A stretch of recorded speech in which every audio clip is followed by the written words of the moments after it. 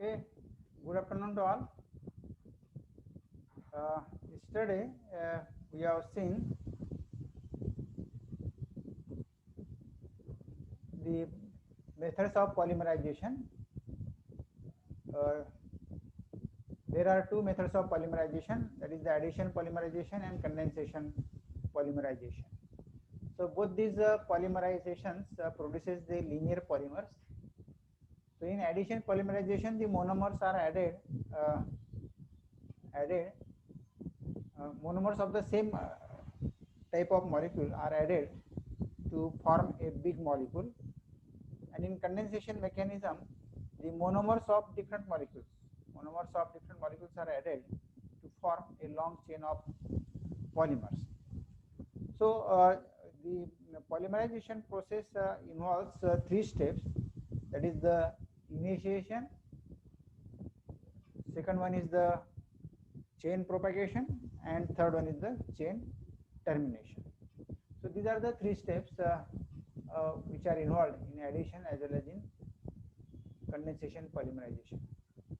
So we have taken the examples of condensation polymerization as when formaldehyde is added to phenol. So formaldehyde monomer is different, phenol monomer is also different, and when these two monomers are added or when these two monomers are allowed to react, then there is a formation of byproduct. So in copolymerization there is a formation of byproduct or elimination of some product. Now the condensation polymerization, another example of condensation polymerization is the nylon 66. So let me allow to share the screen. Yeah, yes. So here is the screen.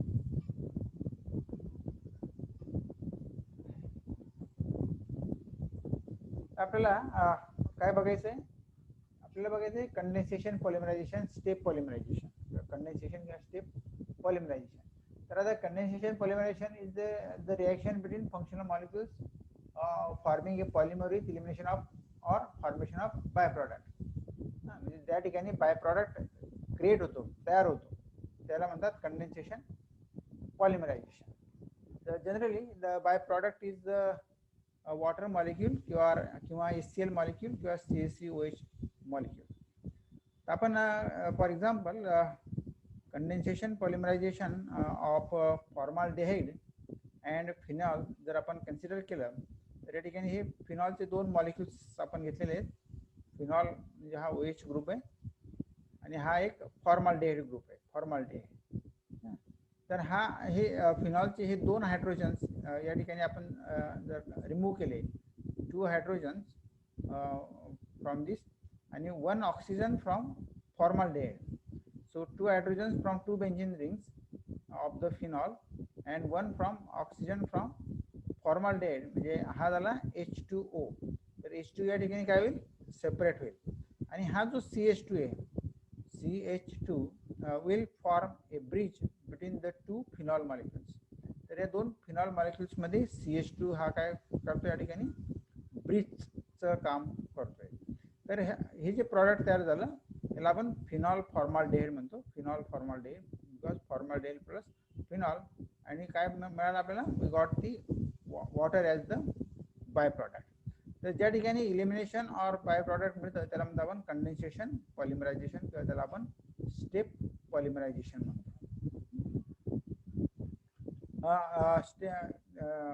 Condensation पॉलिमरायझेशनचं another example is the nylon 66. Nylon आपल्याला माहिती आहे, नायलॉनच्या दोऱ्या असतात, नायलॉनची आपण दोर वगैरे वापरतो, नायलॉन सगळ्यांना माहिती आहे व्हॉट इज द नायलॉन. तर हे जे नायलॉन आहे ते it is form by the condensation mechanism. Condensation मेकॅनिझमने नायलॉन 66 हा प्रॉडक्ट तयार होतो. आणि याच्यामध्ये नायलॉन 66 प्रोड्युसेस, म्हणजे condensation mechanism produces water as by product. तर नायलॉन 66 ज्या वेळेला आपण कंडेन्सेशन करणार, कंडेन्सेशन मेकॅनिझम करणार, तर त्यावेळेला काय तयार होतं, एक water is a bye product. आता आपण घ्या की आपण या ठिकाणी समजा हा नायलॉन 6 चा मॉलिक्यूल आहे, नायलॉन 6 चा मॉलिक्यूल लक्षात घ्या, दिस इज द नायलॉन 6 मॉलिक्यूल. हा पण एक नायलॉन 6चा मॉलिक्यूल आपण घेतला, 2 मॉलिक्युल्स घेतले आपण, त्यांची रिएक्शन आपण इनिशिएट केली आणि प्रोपॅगेट केली. तर हा या पहिला नायलॉन 6 मधला OH ग्रुप आणि सेकंड नायलॉन मधला हा हायड्रोजन. तर इकडचा हायड्रोजन आणि हा OH काय झाला, H2O. म्हणजे या ठिकाणी जर हे दोन मॉलिक्युल्स नायलॉन 6 आपण जोडले तर त्याच्यामध्ये आपल्याला हा OH आणि हा H काय होईल या ठिकाणी रिमूव्ह होतील आणि मग आपल्याला H2O हा काय मिळेल या ठिकाणी बाय प्रॉडक्ट मिळेल. म्हणजे वेन 2 मॉलिक्युल्स ऑफ नायलॉन 6, हा जो मॉलिक्यूल आहे नायलॉन 6 आहे, हा पण मॉलिक्यूल हा नायलॉन 6 आहे. या नायलॉन 6 चे मॉलिक्युल्स आपण कंबाईन केले तर त्याच्यामध्ये H2O नावाचा H2O एक बाय प्रॉडक्ट तयार होतो आणि जे स्ट्रक्चर तयार होईल त्याला म्हणतो आपण नायलॉन 66. त्याला काय म्हणतो, नायलॉन 66 किंवा नायलॉन 66 पण म्हणतात काही पुस्तकांमध्ये, but it is more conveniently use nylon 6/6. तर अशा पद्धतीने आपल्याला नायलॉन 66चं पण कंडेन्सेशन मेकॅनिझम आपल्याला मिळतं. आता आपल्याला नेक्स्ट बघायचं आहे cross linking of the polymer. Cross linking आता vulcanization of rubber is a result of cross linking of sulphur. आपल्याला हे बघायचं आहे किंवा आपल्याला ordinary rubber cannot be used for automobile tyres explain, असे आपल्या प्रश्नांची आपल्याला या ठिकाणी तर द्यायचे आहेत. तर वल्कनायझेशन ऑफ रबर आपण तुम्ही बऱ्याच ठिकाणी ऐकलं असेल की वल्कनायझिंग सेंटर्स रस्त्यावर असतात, जे पंक्चर आपल्या ऑटोमोबाईल टायरचे पंक्चर काढायचे जे दुकानं असतात त्यांना बऱ्याच वेळेला लोक वल्कनायझिंग सेंटर्स अशी नावं देतात, वल्कनायझिंग सेंटर्स. तर वल्कनायझेशन म्हणजे काय, वल्कनायझेशन आता प्युअर रबरचे, the pure rubber is obtain from the tree. आपल्याला एक निसर्गापासून झाडापासून एक स्टिकी असा पदार्थ मिळतो त्याला आपण रबर म्हणतो. आता that rubber cannot be used as it is for making the automobile tyres. कारण ऑटोमोबाईल टायर्स बनवण्यासाठी आपल्याला त्याला काहीतरी प्रोसेस करायला लागेल. So the natural rubber which is obtain from the trees, it is a very sticky material and it cannot be directly used for making the automobile tires. So आपल्याला त्याला काय करावं लागेल, we have to improve the properties of the rubber, and the properties of the rubber can be improved by adding some sulfur. So this sulfur makes a cross linkages between the rubber molecules. Sulphur काय करतो, हे जे दोन rubber molecules आहेत त्याच्यामध्ये एक cross link form करतो आणि दोन मॉलिक्युल्स त्या ठिकाणी एकमेकाला ते घट्ट पकडून ठेवतो आणि त्याच्यामुळे काय होतं की the properties of the rubber changes. The rubber becomes more harder and it is the less plastic. It is more harder and less plastic. So plasticity of the rubber is reduced by addition of sulfur, or stickiness of the rubber is reduced by addition of the sulfur. तर ही जे addition of sulphur आहे into the rubber त्याला म्हणतो आपण cross linking. कारण त्या ठिकाणी जे मॉलिक्युल्स आहेत ते are the rubber molecules are cross linked. These are cross linked म्हणजे ते असे एकमेकांमध्ये घट्ट पकडले जातात due to the addition of the sulphur. म्हणजे सल्फर जर आपण ऍड केला तर हे त्या ठिकाणी क्रॉस लिंकिंग होतं. सो आपल्याला हे 3 प्रश्नांची उत्तरं द्यायची आहेत. Write note on cross linking, किंवा आपल्याला the vulcanization of rubber is a result of cross linking of sulphur, किंवा ordinary rubber cannot be used for automobile tyres. कारण ऑर्डिनरी रबर आपण जे आपल्याला नैसर्गिकरित्या रबर मिळतं ते त्याची प्लास्टिसिटी जास्त असते आणि ते असं सॉफ्ट असतं, बरोबर. So it cannot be directly use for making the tyres. So ordinary rubber cannot B use for automobile tyres. ह्या गोष्टीचं आपल्याला या ठिकाणी एक्सप्लेनेशन द्यायचं आहे. So vulcanization is the process by which rubber molecules are cross-linked with each other by heating the liquid rubber with sulfur. आता या ठिकाणी काय आहे की वल्कनायझेशन म्हणजे काय की जे रबर मॉलिक्युल्स आहेत ते rubber molecules are cross linked with each other. आता हे जे क्रॉस लिंकिंग आहे it is done by the heating the liquid rubber with the sulphur. म्हणजे सल्फर टाकून त्या रबरला काय केलं जातं, हीट केलं जातं. And due to this heating effect, sulfur atoms forms a cross linkage between the two rubber molecules. Rubber molecules. We will see in the diagram. So vulcanization is the process by which rubber molecules are cross-linked with each other by heating the liquid rubber with sulfur. So in this process, adjacent chains anchors together as shown in figure.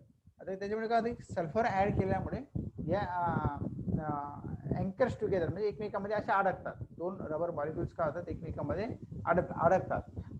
So समजा हे असा प्रकार झाला तर त्याला काय म्हणतात, anchoring. This to rubber molecules anchors with each other anchors together. आता ही जी प्रोसेस आहे त्याच्यामुळे काय होतं की addition of sulphur improve the mechanical properties. Addition of sulfur improves the mechanical properties because of the restricted movement of the individual chains.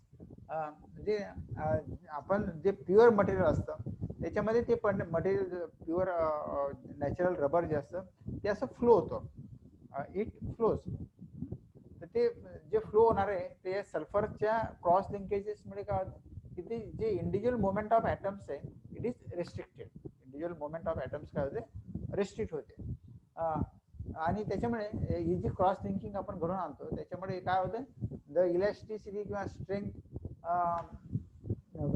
The cross linking increases the elasticity and strength. म्हणजे त्याची elasticity आणि strength वाढवते and reduces the plasticity of the material. मी तुम्हाला आधीच बोललो की natural material जे असतं ते इट इज व्हेरी प्लास्टिक, म्हणजे ते सहज फ्लो होतं.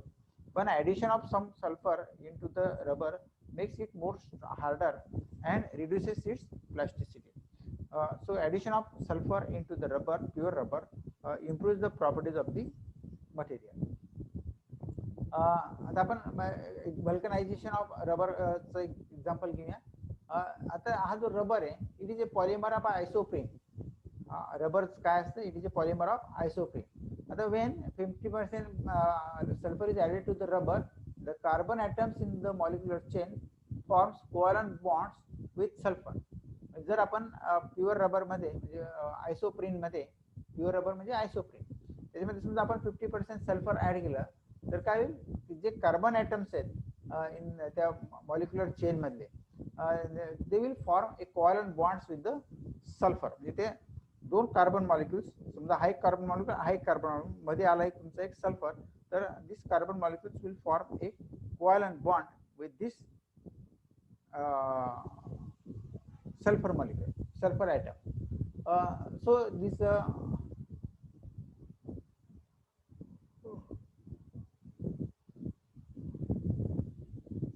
and therefore the strength of the material increases and its plasticity decreases.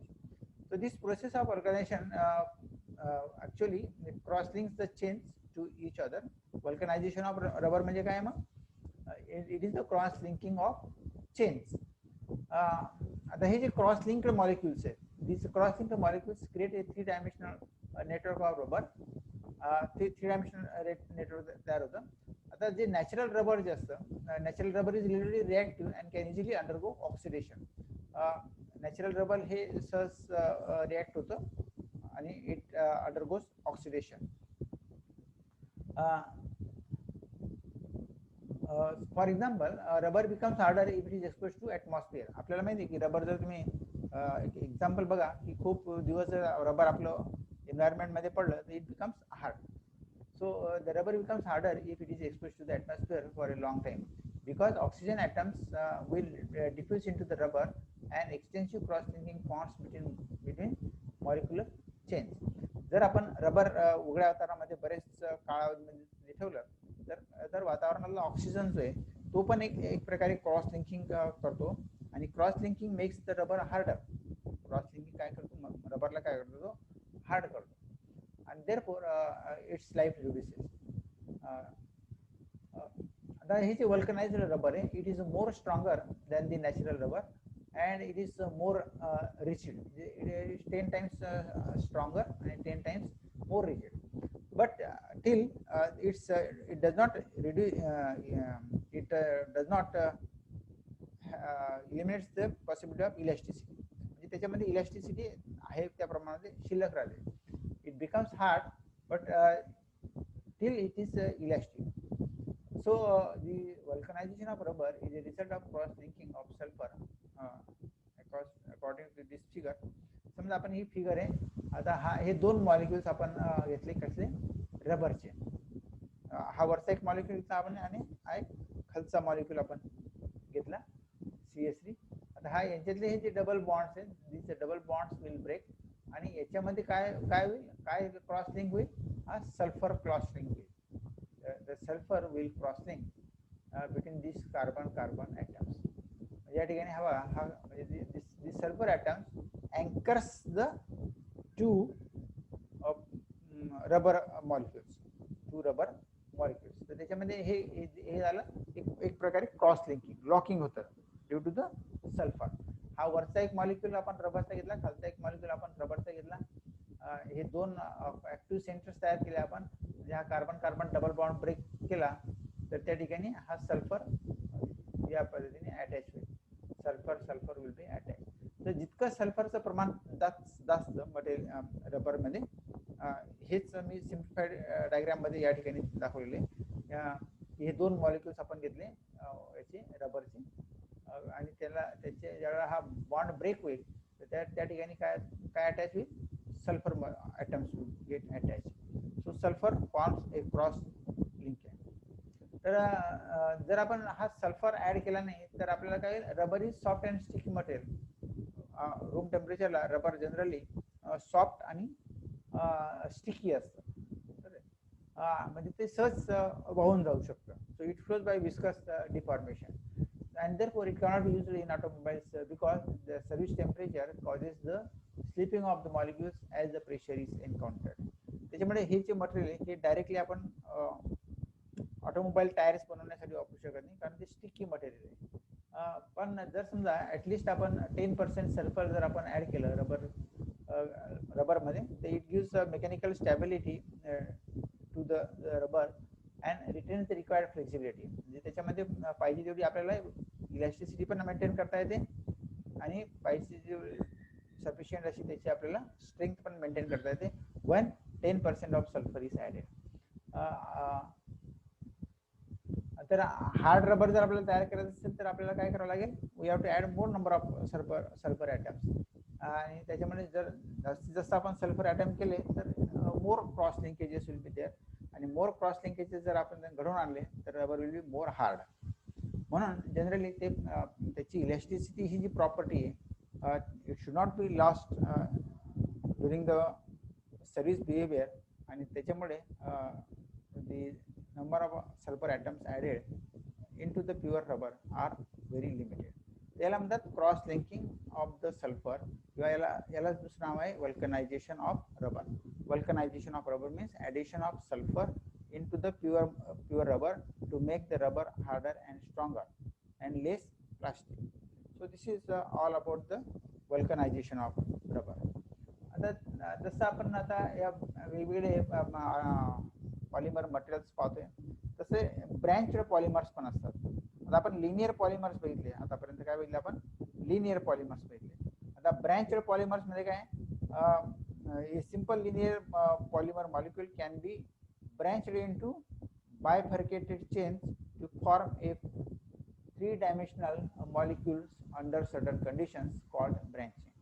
आता ब्रँचिंग मध्ये काय की, आता आपण दोन लिनियर ॲटम्स आपण जोडू शकतो, पण ब्रँचिंग मध्ये एकाला दुसरा, दुसऱ्याला तिसरा, तिसऱ्याला चौथा, असं कुठे आपण ते सगळे ॲटम्स आपण एकत्र जोडू शकतो, त्याला म्हणतात branching. So simple linear polymer molecule can be branched into bifurcated chains to form a three-dimensional molecules under certain conditions called branching. म्हणजे आपल्याला ज्यावेळेला ब्रँचिंग घडून जायचं असेल तर ती जी क्रॉस लिंकिंग आहे it appears in 3 dimensions. So in branching, moment between adjacent molecules is restricted by interlocking mechanism. आता once the branching is done, जर आपण त्या मॉलिक्युल्सचं ब्रँचिंग करून आणलं तर further moment of the molecules काय होईल, रेस्ट्रिक्ट होईल. म्हणजे पुढचं मोमेंट त्या ठिकाणी मॉलिक्युल्सचं थांबून जाईल. So due to this interlocking polymer becomes stronger and less plastic. म्हणजे त्याच्यामुळे काय होतं की या इंटरलॉकिंगमुळे जे पॉलिमर तयार होतं ते जास्त स्ट्रॉंग असतं आणि has a less plasticity. So interlocking requires less energy than cross linking. आता याच्यामध्ये पण असं आहे की आपण क्रॉस लिंकिंग आणि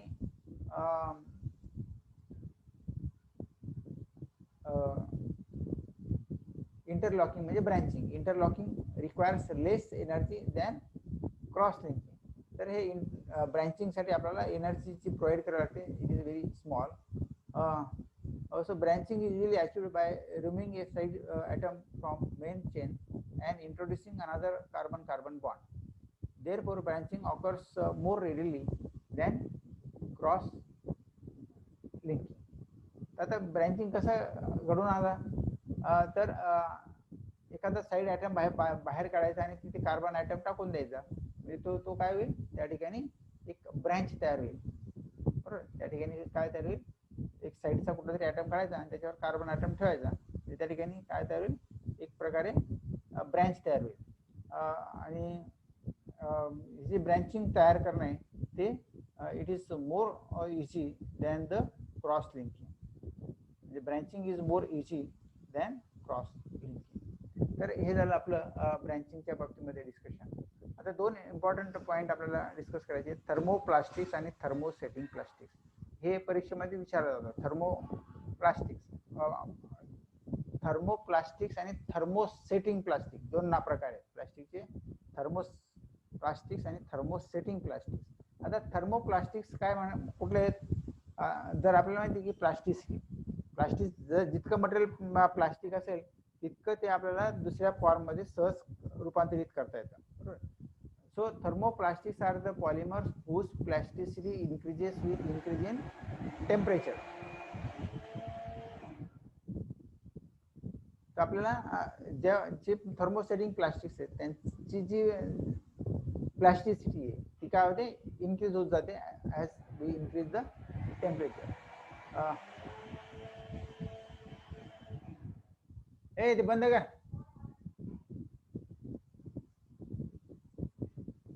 सो therefore these thermoplastics, बघा दोन नावं मी या ठिकाणी घेतोय, थर्मोप्लास्टिक्स आणि थर्मोसेटिंग प्लास्टिक्स. खालचं जे आहे ते थर्मोसेटिंग प्लास्टिक्स आहे, आपण बात करतोय thermoplastics. Thermoplastics are the polymers whose plasticity increases with increase in temperature. म्हणजे ज्यांची टेम्परेचरनुसार प्लास्टिसिटी इन्क्रीज होते त्याला आपण म्हणतो थर्मोप्लास्टिक्स. बरोबर. म्हणजे आपल्या घरामध्ये जे प्लास्टिकचे वस्तू आहेत, बकेट असेल, मग्गा असेल, तर याला आपण हीट केलं तर त्याचं एक असं तो सहज फ्लो होईल आणि आपल्याला त्याला दुसऱ्या फॉर्ममध्ये आपण त्याला सहज कन्वर्ट करू शकतो. बरोबर.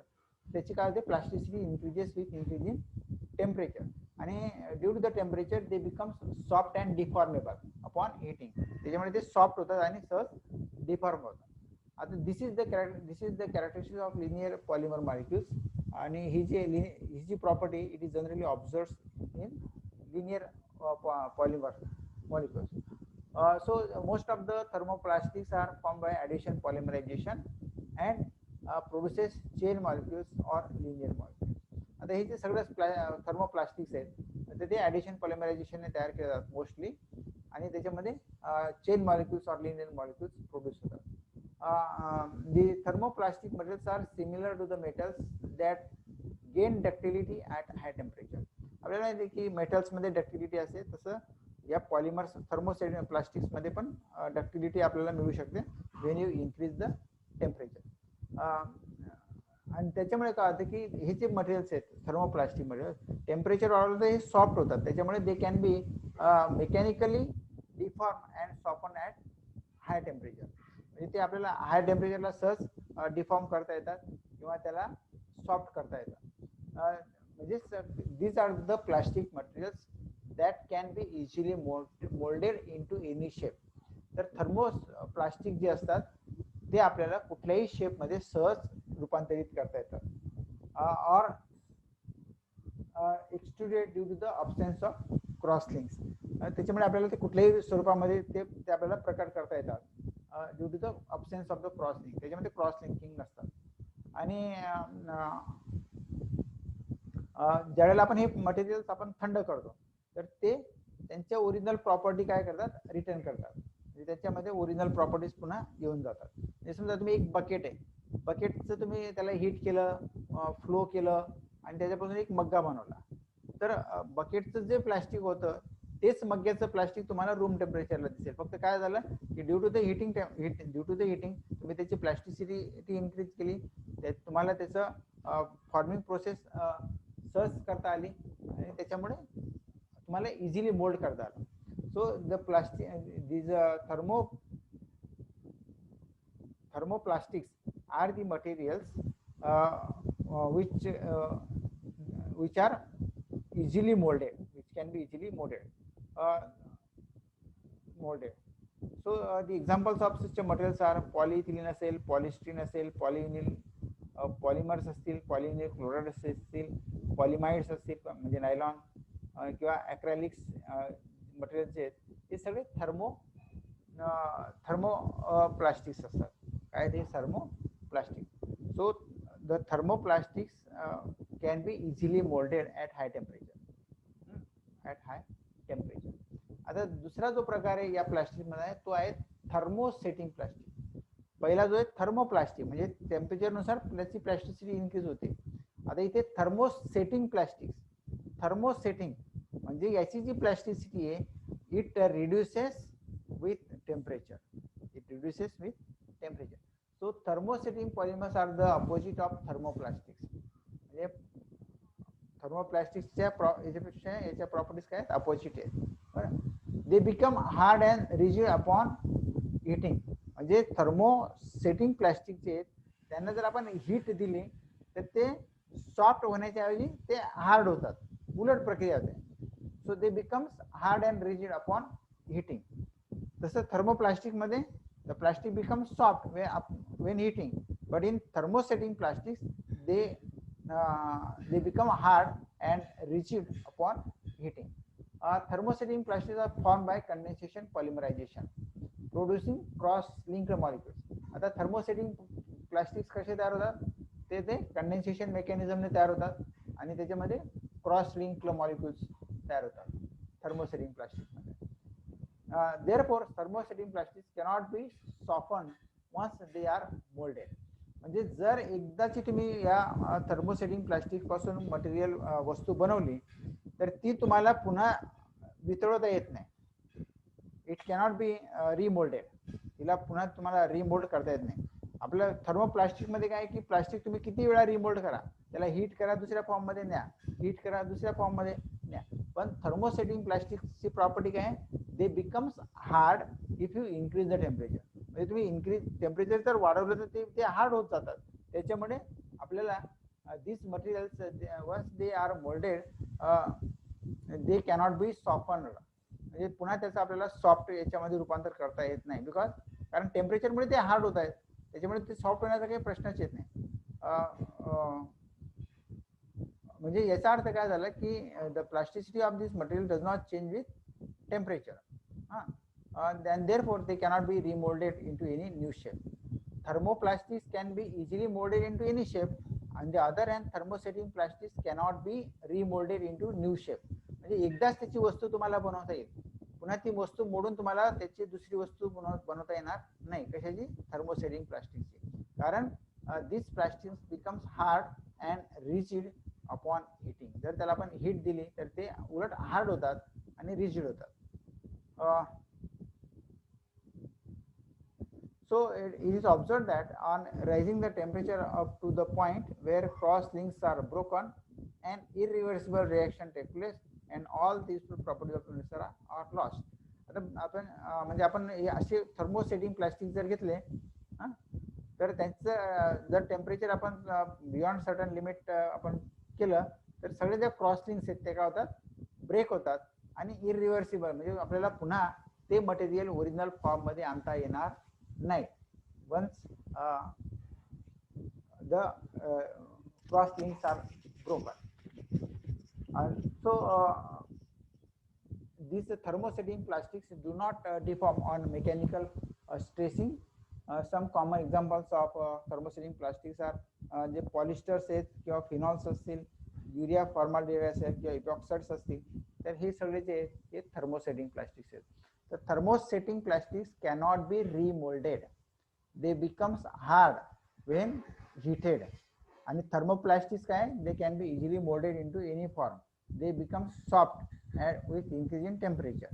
So this is the all about the thermosetting plastics and thermoplastics.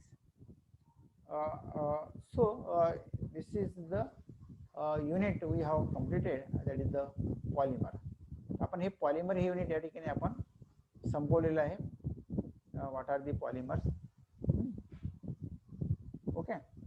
So if you have any questions, you can ask me questions. Otherwise